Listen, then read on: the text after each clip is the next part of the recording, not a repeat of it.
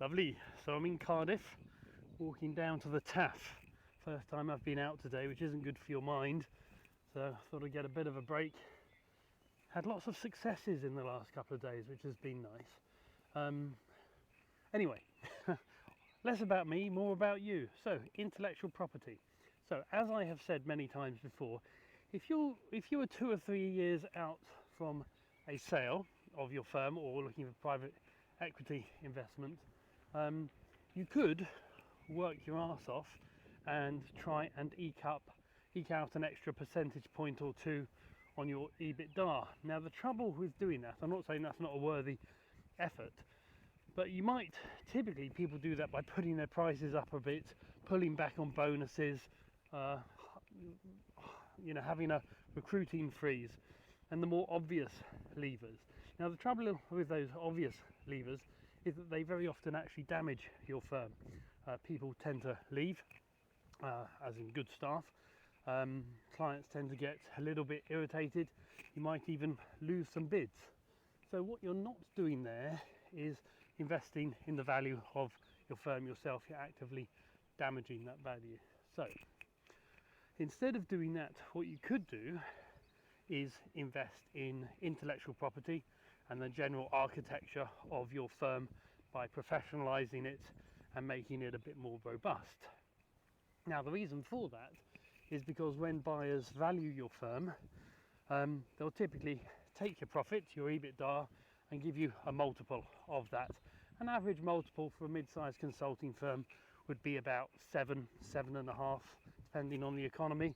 And you can push that up to 10 times EBITDA if you've got a very strong architecture, intellectual property, a good niche, a great proposition, a good leadership team, and all the rest of it.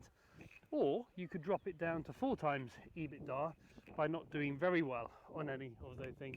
So very often you're actually better off investing in the architecture of the firm and the intellectual property rather than trying to eke out a couple of percentage points when it comes to EBITDA. Depending what your EBITDA is, you should be looking at somewhere between 17 and 22%. Anything above that is obviously a bonus. Now, when it comes to these things, there's firstly getting that sorted. So having your competence map, having your training programs, having your leadership team, having your intellectual property. But there's also the presentation of that, which is something else entirely. And this is what some consulting leaders forget, is that by doing an IP review or a training review or a leadership team review, you're not just, number one, actually reviewing it and finding out the opportunities for improvement.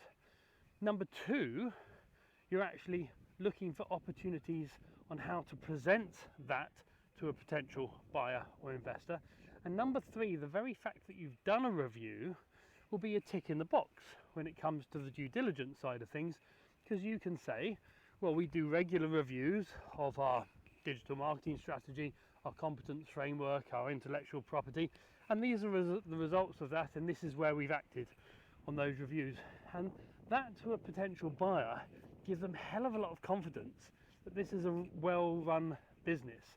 So don't think that, there's no point in doing a review of your IP or competence system or leadership team or any other aspect of the architecture of the firm that's going to enhance the multiple that will be paid on your profits. Do think about taking some of those profits and investing in the type of firm that you would like to invest in, something that has a long-term future, because after all, this is what buyers are looking for. Hope that's useful. Bye bye.